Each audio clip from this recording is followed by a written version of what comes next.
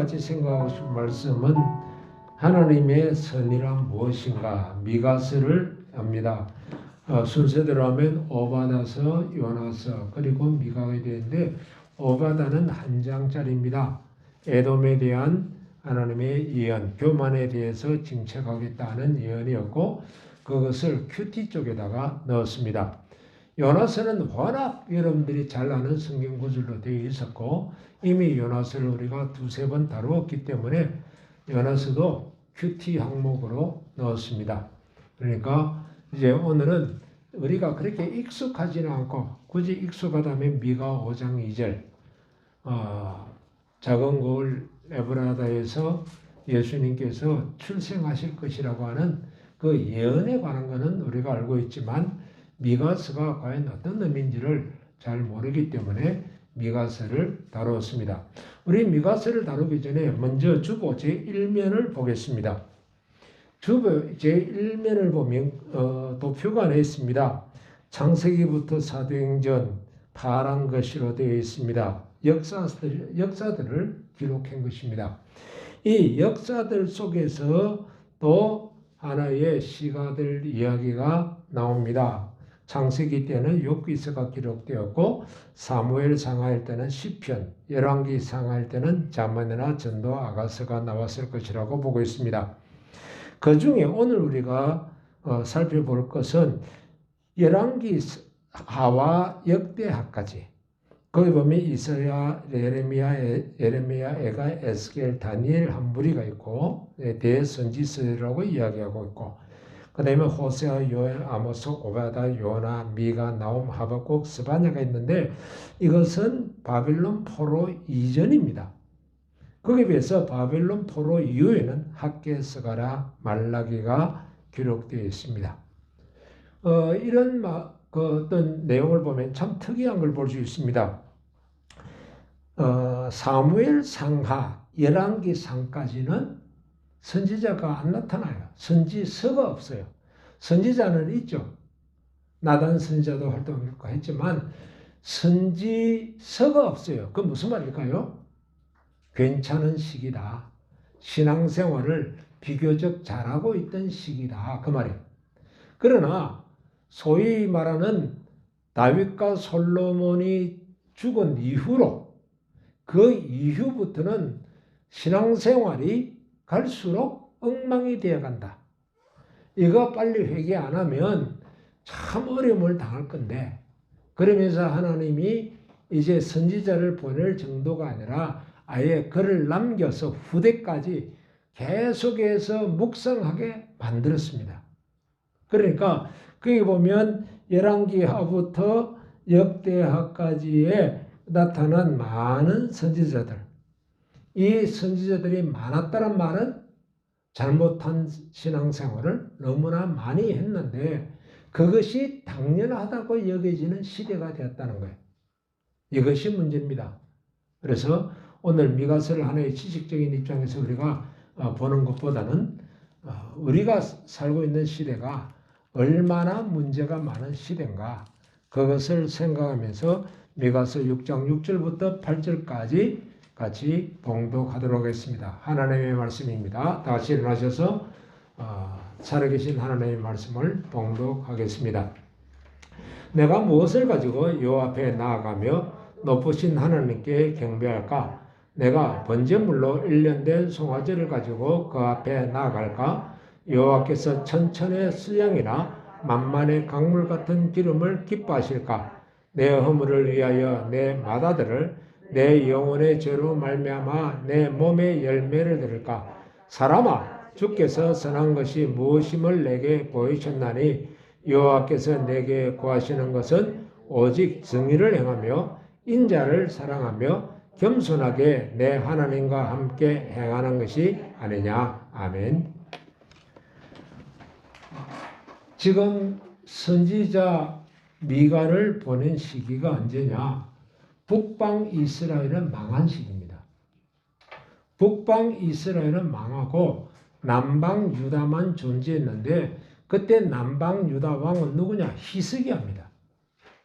이 히스기야 때에 하나님은 선지자 미가를 보냈다는 사실을 우리는 기억해야 됩니다. 히스기야는 참 선한 왕이고 좋은 왕이었습니다. 그래서 열왕기하 18장 5절과 6절을 같이 보겠습니다. 히스기야가 이스라엘 하나님 여호와를 의지하였는데 그의 전후 유다 여러 왕 중에 그러한 자가 없었으니 곧 그가 여호와께 연합하여 그에게서 떠나지 아니하고 여호와께서 모세에게 명령하신 계명을 지켰더라. 얼마나 좋습니까? 히스기야가 참 좋은 왕입니다. 그런데 그가 등극 14년 때에 왕위에 올라간 지 14년 됐을 때에 아수르의 왕이 한 말을 들어보십시다. 히스기야에 대한 평가입니다. 히스기야가 어떤 사람인가 하는 평가를 내고 있는데 같이 읽겠습니다.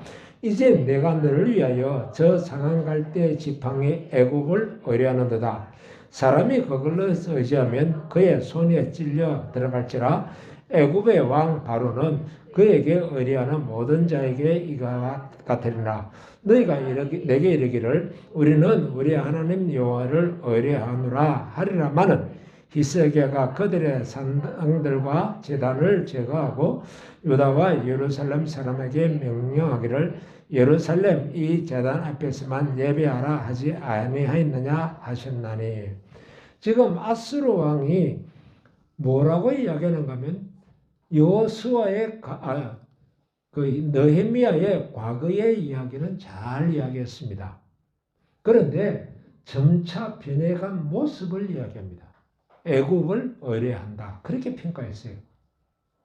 분명히 하나님을 믿는다라고 인정한다. 그런데 실제로 너가 사는 삶은 애굽을 의뢰하고 있다. 하나님을 신뢰하는 건 분명합니다. 여러분들도 그렇게 살고 저도 그렇게 살기 때문에 예수를 믿는다라고 고백하고 교회에 나와서 예배합니다. 그런데도 불구하고 실제로는 어려움이 생기면 어디로 뽀로록 가느냐는 거예요. 어려움이 생기면 애굽에게 가더라고 말이에요. 지금 이걸 아수르 왕이 보고 있어요. 아수르 왕이 분명히 보고 있어요. 느헤미야 히스기야가 가장 어려웠을 시기, 그때는 애굽도 못 바라봤고 누구에게도 손 못 벌렸습니다. 그냥 성전에 가서 이 랍사계의 핀지를 놔두고 하나님 어쩌면 좋겠습니까? 기도했을 때에 비로소 아수르 군대가 물러갔어요. 애굽을 통한 거 아니에요. 평온한 시대가 되니까 나도 모르게 하나님을 섬기면서도 실제로는 누굴 섬기고 있어요? 애굽을 섬기고 있다는 거예요. 이걸 내가 봤다면 몰라도 지금 누가 보고 있습니까? 나의 원수 아수르 왕이 보고 있어요. 아수르 왕의 평가예요. 많은 한국 기독교를 향해서 기독교는 정말 하나님을 섬기는 그러한 좋은 종교라고 말하기는 그렇지만 그런 신을 너희들이 믿는다. 그런데 실제로 행동하는 거 보면 아니다 이거예요. 어려움이 생기면 하나님 앞에 무릎 꿇지 않고 뽀로로 하고 애굽으로 가더라고 말이에요. 느헤미야가 보여주는 장면입니다. 그러므로 죄송합니다. 히스기야가 그러므로 하나님께 징계를 받는데 그 징계를 받는 이유가 첫 번째가 뭐냐?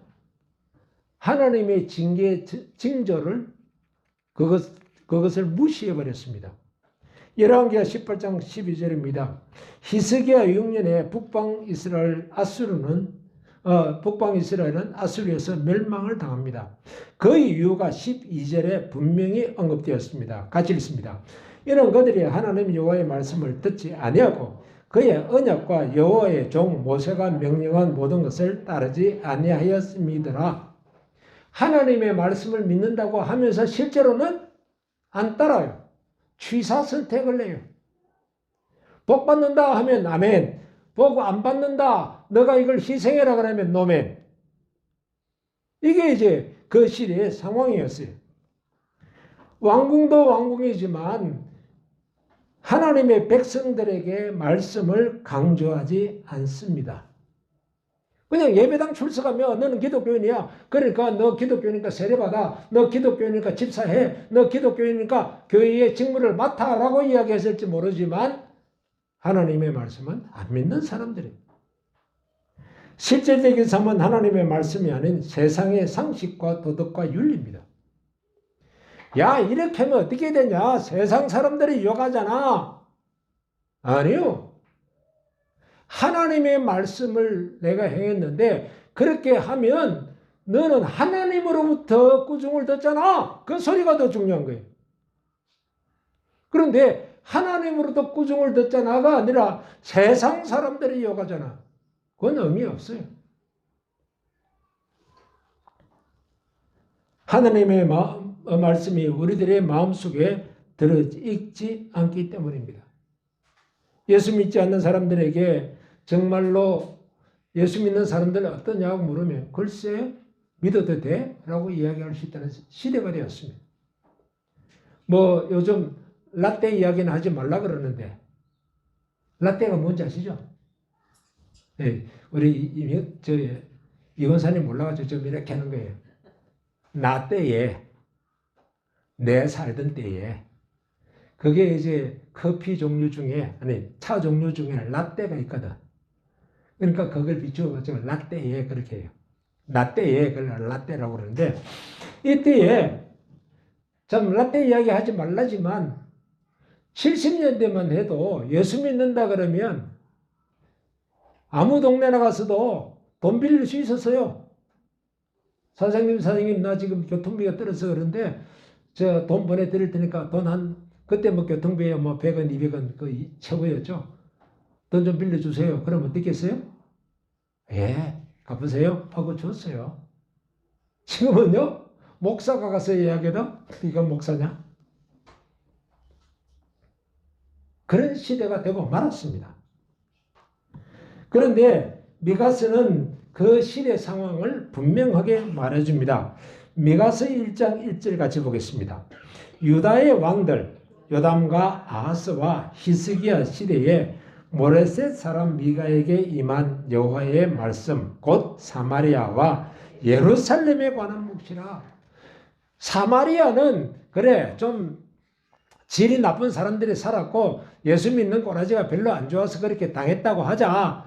그런데 예수 잘 믿는다고 하는 그 사람들이 모여있는 예루살렘에 관한 나의 예언이다 그러는 것입니다. 우리를 향해서 예언하신 겁니다. 그럼 우리에게 무슨 예언을 했는가? 하나님의 말씀이 너희들을 가지고 예배는 한다. 그건 참 좋다. 잘한다. 그런데 예배는 하지만 생활화는 안 돼 있다. 이것이 문제입니다. 한번 보겠습니다.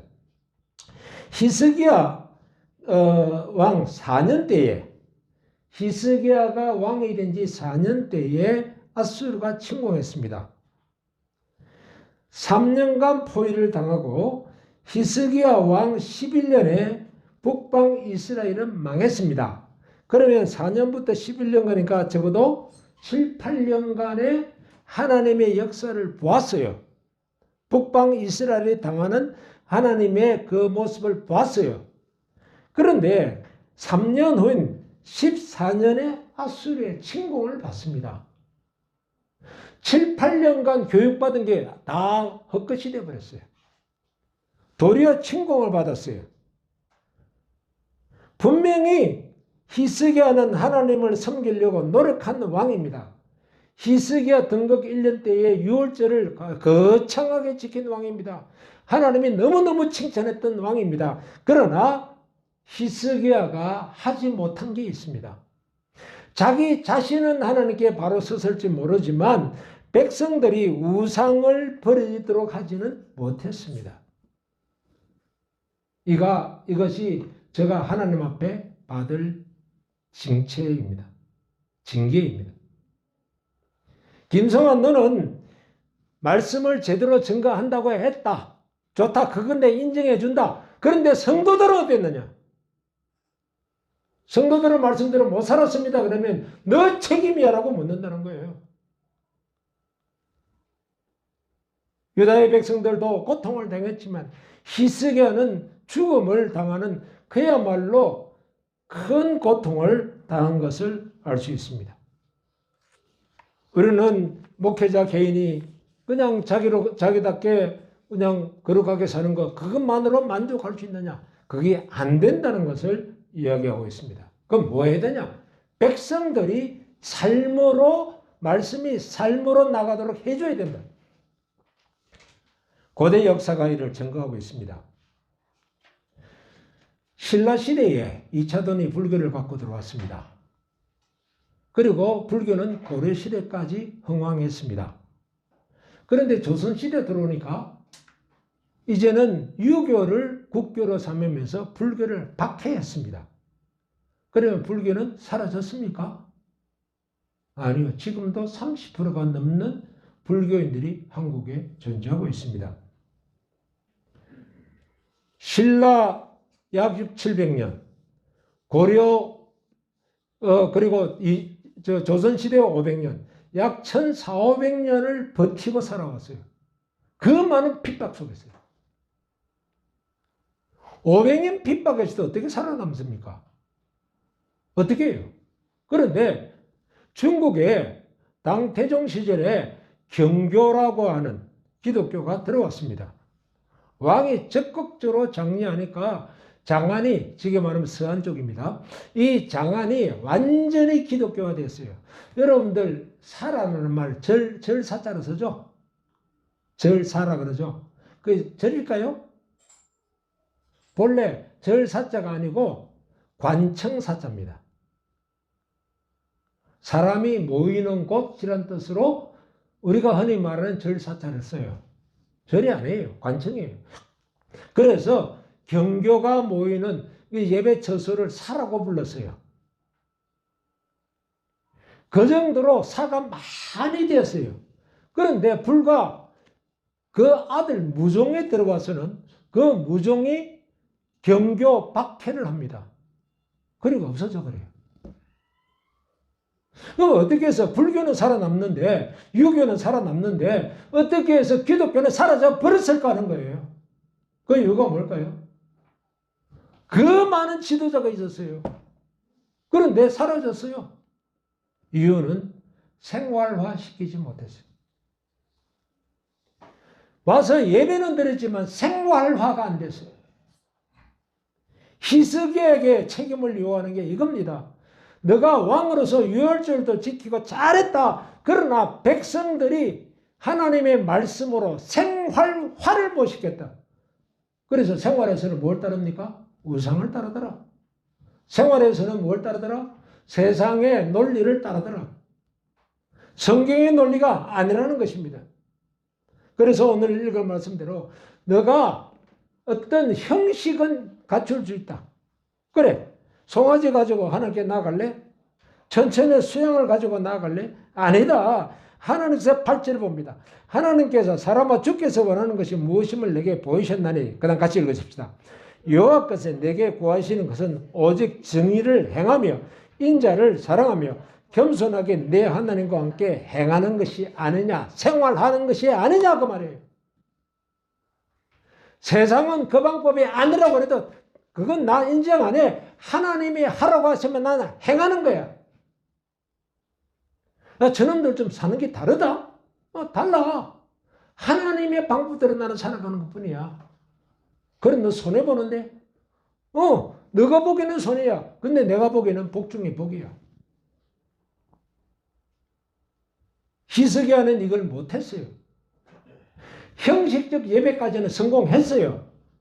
유월절을 지키는 데까지는 성공했어요. 그러나 삶으로 못 바꿔줬다고 말이에요. 그러니까 유다에게 안 되겠다. 유다라도 살리기 위해서 미가라는 선지자를 또 투입합니다. 그 미가가 이 말을 하고 있는 거예요. 진정한 예배는 하나님의 공의와 사랑을 행하는 것이라고 그랬습니다. 6장 9절 봅니다.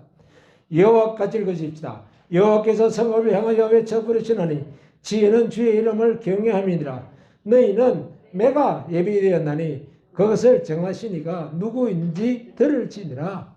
징계가 임한데 그 징계는 누구의 징계냐? 아니, 세상이 지금 경제가 나빠져서 그런 거야. 코로나19가 일어나서 그렇게 된 거야. 그게 아니라는 거예요.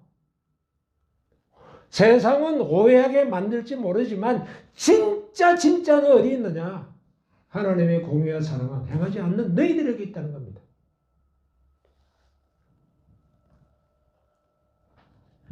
히스기야는 정말로 열심히 노력했습니다. 그런데 이스라엘 백성들에게 무엇을 못 시켜줬느냐? 몸이 익숙해지게 하지 못했어요. 정말로 하나님께서 우리에게 원하는 것은 몸이 익어지도록 하는 거예요. 몸이 아직 익지 못해서 자전거를 몸이 아니지 못 익힌 거예요. 몸이 익으면 자전거는 어떻게 해요? 손 놓고도 타잖아요. 심차 같은 경우에는 자전거 타다가 턱 뛰어내려도 지 혼자 가거든요. 무게가 있어서. 그럼 부르륵 뛰어가자 다시 자전거 올라타서 또 간다고 해요. 그럼 묘기도 부린다니까요. 동대문에 있는 아저씨들 그 자전거에 엄청난 물건을 싣고도 잘 가잖아요. 왜요? 몸이 익었어요. 우리는 하나님의 말씀을 알기는 아는데 몸에 익히질 않은 거예요. 그 책임을 누구에게 물었어요? 히스기야에게 물은 거예요. 지금 아마 하나님께서 물으신다면 그럴 거예요. 성화의 네 책임이야. 저의 버킷리스트? 드림리스트? 제발 주일답게 살아보자. 주일답게 좀 살아보자. 복 받나 안 받나 한번 보자. 저는 자신 있어요.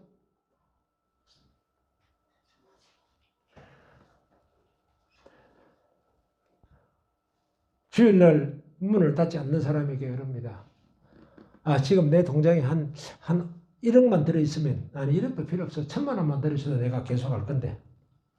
통장하고 도장 주면서 문 닫고 손해본 만큼 빼가라. 근데 하나 빠졌어.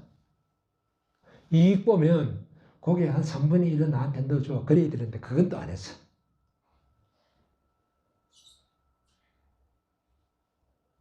하나님의 약속인데 왜 안 되겠어요? 생활이 안 되는 거예요. 생활화 시키는 게 이게 지도자의 책임입니다. 히스기야에게 그 책임을 묻고 있습니다. 미가가 이 책임을 지고 있습니다. 7장 1절에서 3절 말합니다. 같이 읽어줍시다. 재앙이로다 나여 나는 여름 과일을 딴 후와 포도를 거둔 후 같아서 먹을 포도송이가 없으며 내 마음에 사모하는 처음 익은 무화과가 없도다. 경건한 자가 세상에서 끊어졌고 정직한 자가 사람들 가운데 없도다.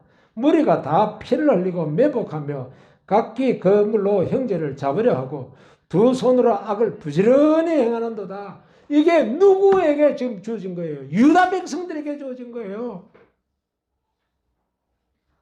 히스기야가 통치하는 유다 백성에게 주어진 거라고요.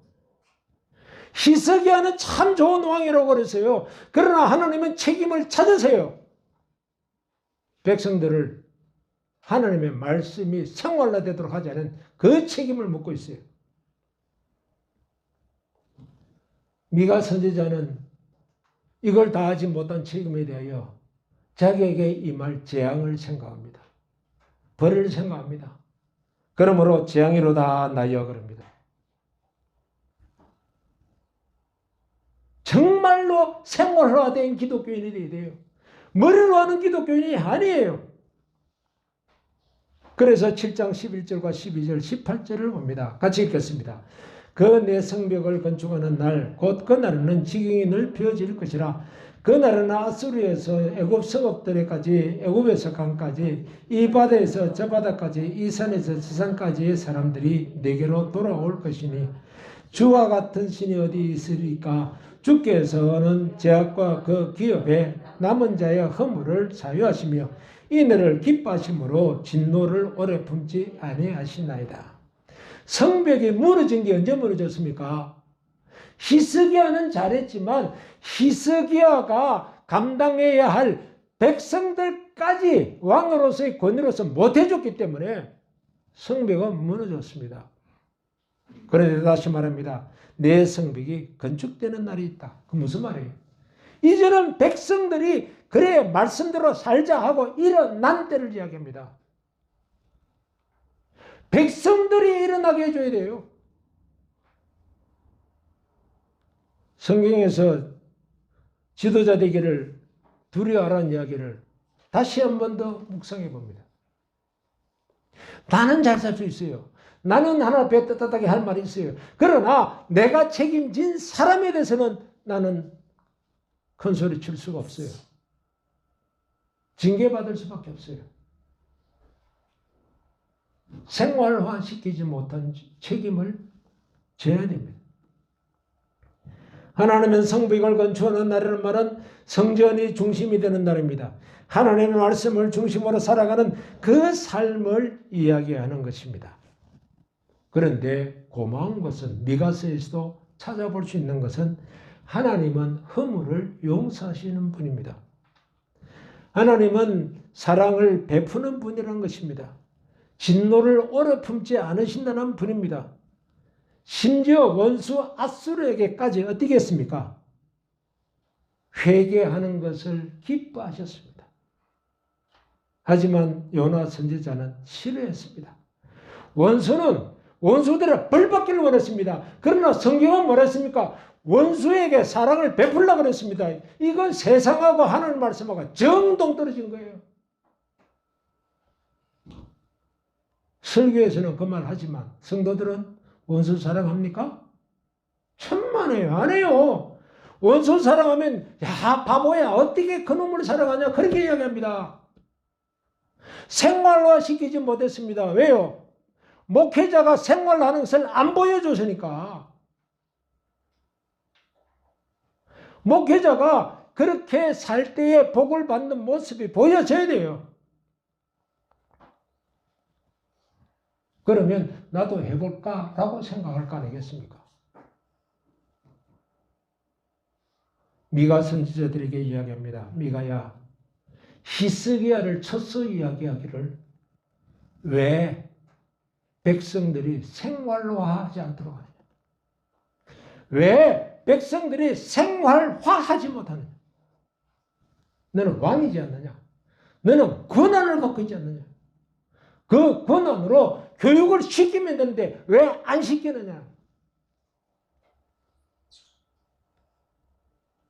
주일을 학교처럼 1교시, 2교시, 3교시, 4교시 제가 어떻게든 만들어 보려고 지금 보이지 않게 노력하는 걸 볼 겁니다. 코로나 때문에 못하지만 식사만 하게 하면 이제 4교시로 넘어가죠. 4교시, 5교시까지 가능할 겁니다. 하나님은 선하신 분이요 사랑의 하나님인데 요나는 원수가 잘 되는 꼬라지를 보기 싫어서 여기서 LA만큼이나 먼 지역으로 도망갑니다. 다시 말해서 요빠에서 그가 다시스라고 하는 곳이 어딘가 하면 스페인입니다.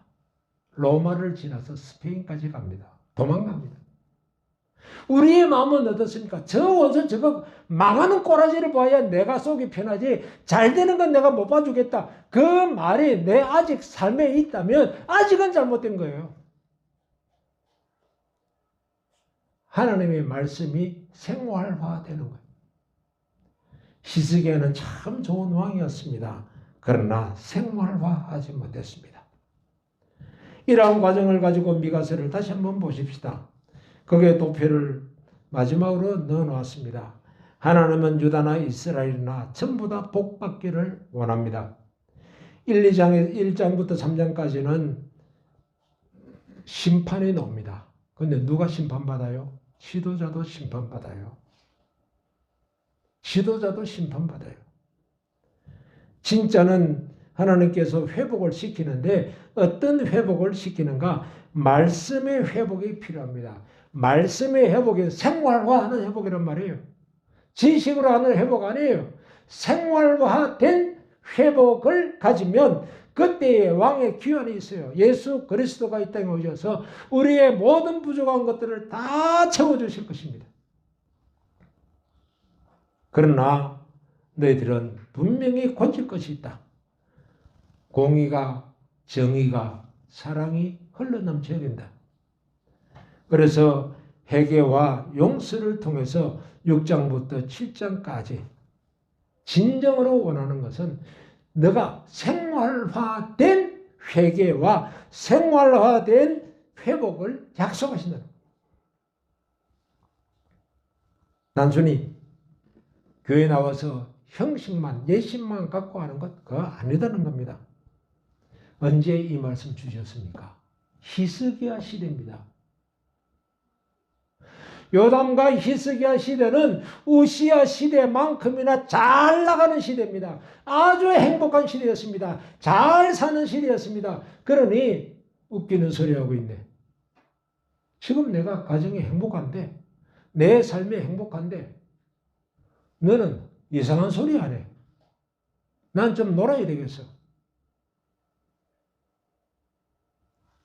이러한 잘못된 생각을 갖고 있었습니다. 하나님께서는 우리가 하나님을 예배하는 것이 잘못 생활화되어 있다는 것. 히스기야는 분명히 하나님을 믿는다고 했는데 아수르 왕은 보기에 너는 말로는 하나님 믿지만 실제로는 애굽을 믿고 있어. 너가 말로는 하나님께 나와서 예배한다고 주일을 꼬박꼬박 참석해. 그러나 생활은 어디에 하고 있어요? 아수르 아니면 애굽 아니면 또 다른 나라를 믿고 있지 않습니까? 나중에 하나님은 안 되겠구나. 히스기야야 할 수 없다. 너는 애굽도 믿지 못하게 만들고 아수르도 믿지 못하게 만들어 바벨론을 쳐버립니다. 바벨론을 군사를 동원해 쳐버립니다. 이제야 몰라 아무것도 할 수 없어요. 아무 믿을 것도 없어요. 그제서 바벨론의 편지를 들고 하늘께 나갑니다. 아수르의 편지를 들고 하늘께 나갑니다. 하나님, 이러니 어쩌면 좋겠습니까? 믿을 놈 지금 하나도 없습니다. 애굽도 안 되고 바벨론은 조그마한 나라니까 더 안 되고 어쩌면 좋겠습니까? 비로소 하나님을 찾습니다. 생활화된 신앙을 요구하신다고 말이에요. 진정한 선이란 뭘까요? 교회 출석하는 것이 선입니까? 예, 귀한 일이죠. 아주 중요한 겁니다. 그게 출발선입니다. 그러나 공의가 하수같이 흘러야 됩니다. 하나님의 말씀이 내 생활화되어야 됩니다. 우리를 돌이켜 보십시다. 하나님의 말씀이 생활화된 것이 몇 가지나 있습니까? 하나님의 말씀이 생활화된 것이 몇 개나 있느냐고 말이에요. 3만 가지의 약속은 내가 받아낼려 하지만 생활화된 것이 없다는 거예요. 근데 다행인 것은 1차 책임은 제 책임이니 정말 죄송합니다. 왜 내가 목사가 되었을까? 종종 생각합니다. 어제도 밤 11시 반에 집에 들어가면서 이 설교를 내가 해야 되는데 나는 성도들을 바꿀 재주가 없습니다. 하나님. 하나님이 바꿔줘야 성도들이 바뀌는 거지 내가 바꾼다고 바꿔집니까? 하나님. 이제는 목사들이 하는 이야기가 그거 아닙니까? 김 목사, 하나님도 못 바꾸는데 네가 바꾸려고 그래? 그냥 예배나 인도해. 참 슬픈 소리예요. 아니요, 하나님은 하실 수 있어요. 우리는 미가의 이 예언의 말씀이 히스기야 왕에게만 한 게 아니라 우리에게 했다는 것을 기억하면 좋겠습니다. 우리를 향한 하나님의 말씀입니다. 생활화하자. 우리 최 선생님 보니까 갑자기 생각나네요. 당수도 가르칠 때 어떻게 하죠? 형식만 가르치고 다 배웠답니까? 완전히 몸에 익도록 반복. 저절로 몸이 그냥 나가도록 만들어버립니다. 어떻게 하면 저도 그렇게 할 수 있을까요? 신앙생활을 어떻게 하면 그렇게 할 수 있을까요? 정말 이러한 하나님의 귀한 복을 누리는 저와 여러분이 되시기를 주 이름으로 축원합니다. 기도하십시오.